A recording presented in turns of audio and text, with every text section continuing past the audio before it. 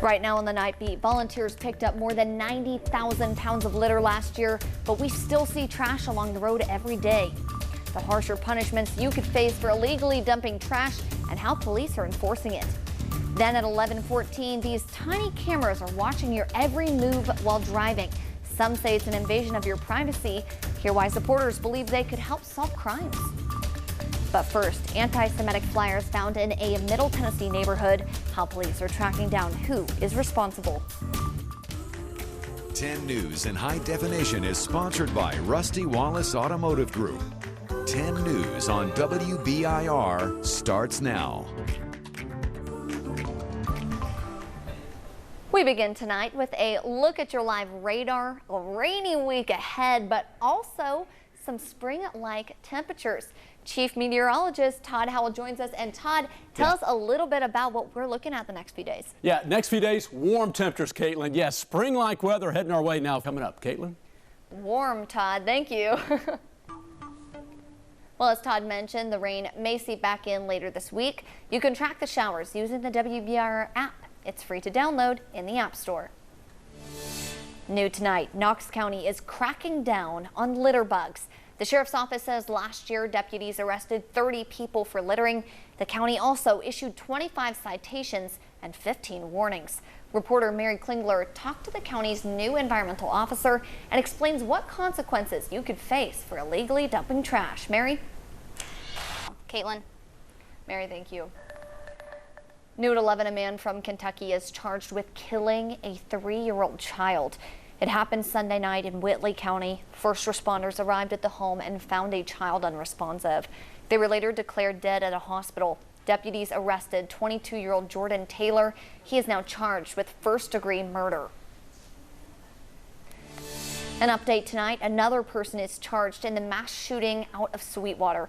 According to records from the Monroe County Sheriff's Office, Itzwi Huerta faces multiple charges, including first-degree murder, attempted first-degree murder, and more. That Valentine's Day shooting hurt 3 people and killed 2 others, including 1 man and 2-year-old Alana Boots. Blue Huerta is now charged with first-degree murder for her death. He was originally charged with 3 counts of attempted murder. He will appear in court at the end of the month.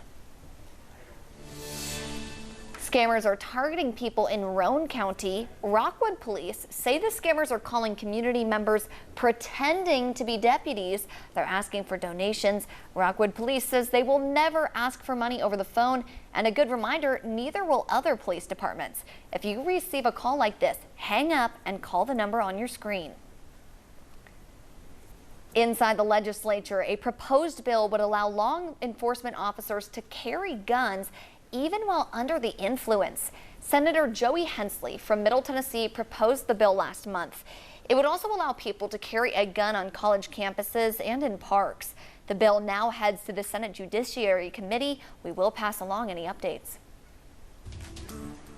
Across the state in Nashville, police are investigating after community members found anti-Semitic flyers in several different neighborhoods.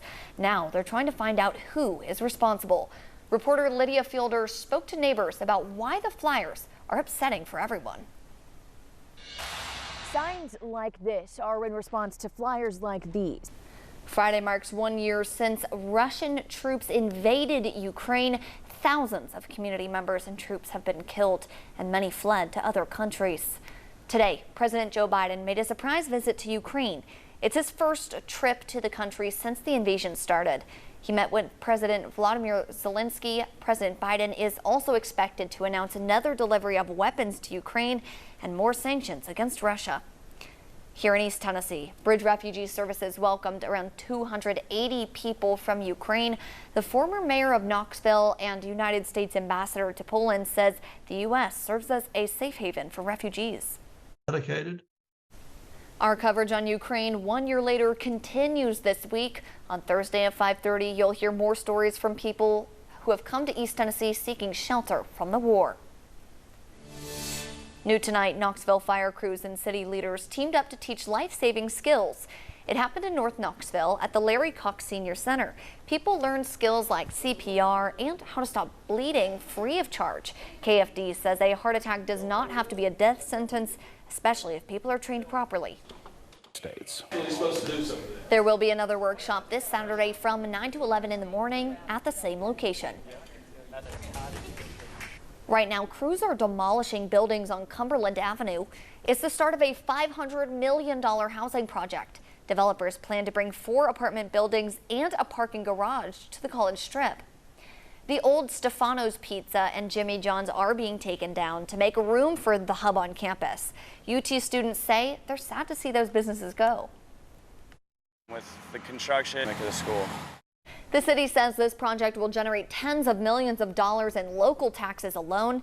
It expects entertainment and retail spots, as well as more than 800 new apartments.